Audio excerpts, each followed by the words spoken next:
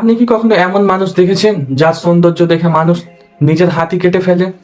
একজন নারী যিনি সম্পদ, ক্ষমতা, সৌন্দর্য সবকিছু থাকা সত্ত্বেও একজন যুবকের চরিত্র ভাঙতে পারেননি, বরং সেই যুবক আল্লাহর ভয়ে বলেছিলেন, কারাগারই আমার কাছে ভালো, যেদিকে তারা ডাকছে তা থেকে।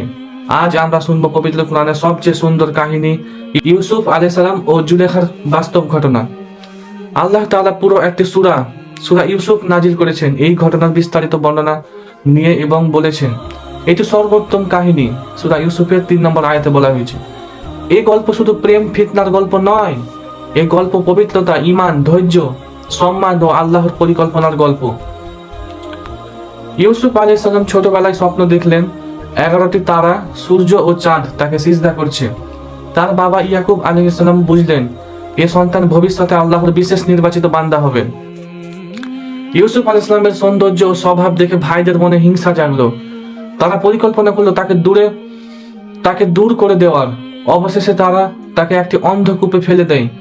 আল্লাহ বলেন, আমরা তাকে ওহী দিলাম, তারা জানবে না, কিন্তু তুমি তাদের এই কাজের কথা একদিন মনে করিয়ে দেবে।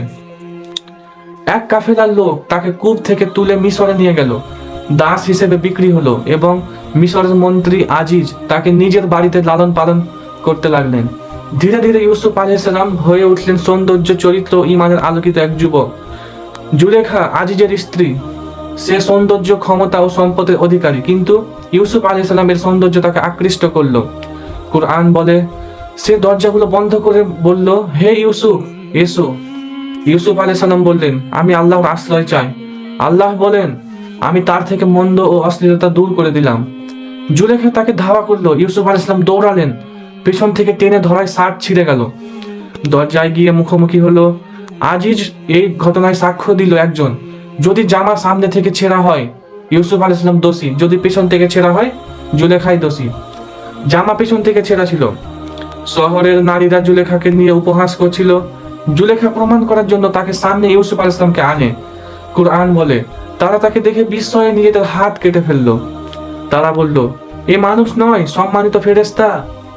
আমি তাকে প্রলোভনে ফেলতে চেয়েছিলাম, সে নিজেকে বাঁচিয়েছে। জুলেখা ও নারীরা তাকে আবার প্রলোভন ডাকলো। ইউসুফ আলাইহিস সালাম বুঝলেন এ ফিতনা থেকে রক্ষা পেতে জেলে যাওয়াই ভালো। তিনি বললেন, হে আল্লাহ, তারা আমাকে যেদিকে ডাকছে তার চেয়ে জেলখানায় আমার জন্য প্রিয়। এরপর তাকে জেলখানায় পাঠানো হলো।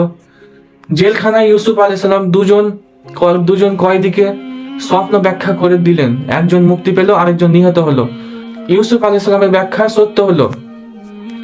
রাজা এক অদ্ভুত স্বপ্ন দেখলো, 7টি মোটা গরু, 7টি রোগা গরু, 7টি সবুজ শীষ, 7টি শুকনো শীষ। যে কয়েদি মুক্ত হয়েছিল সে রাজার কাছে ইউসুফ আলাইহিস সালামের কথা বলল। ইউসুফ আলাইহিস সালাম স্বপ্নের ব্যাখ্যা করলেন, আসছে 7 বছর সমৃদ্ধি, তারপর 7 বছর দুর্ভিক্ষ। রাজা মুগ্ধ হয়ে তাকে দেখে পাঠালো। ইউসুফ আলাইহিস সালাম বললেন, আগে নারীদের বিষয়ে সত্য উদ্ঘাটন হোক। তখন নারীরা বলল, আমরা তার মধ্যে কোনো দোষ পাইনি।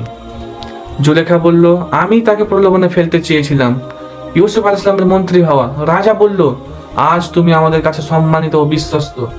ইউসুফ আলাইহিস সালাম মিশরের খাদ্য ভান্ডার ও প্রশাসনের দায়িত্ব পেলেন। এভাবেই যে কিশোরকে ভাইরা কূপে ফেলেছিল, আল্লাহ তাকে করলেন এক পুরো দেশের মন্ত্রী।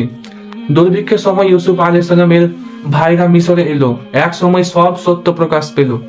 বাবা ইয়াকুব আলাইহিস সালাম এসে বললেন, তখনই বাস্তবায়িত হলো সেই শৈশবের স্বপ্ন।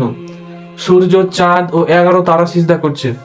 ইউসুফ আলাইহিস সালাম বললেন, হে আমার বাবা, এটাই আমার সেই স্বপ্নের ব্যাখ্যা, আমার রব তা সত্য করেছেন। শেষ কথা, এ হলো কুরআনের বর্ণনায় সবচেয়ে সুন্দর কাহিনী, যেখানে আছে ফিতনা থেকে বাঁচার শিক্ষা, আল্লাহর ভয়, ধৈর্য এবং আল্লাহর নিখুঁত পরিকল্পনা। আল্লাহ চাইলে কূপের অন্ধকার থেকে বের করে রাজপ্রাসাদের আলো দাঁড় করিয়ে দেন যাকে তিনি চান।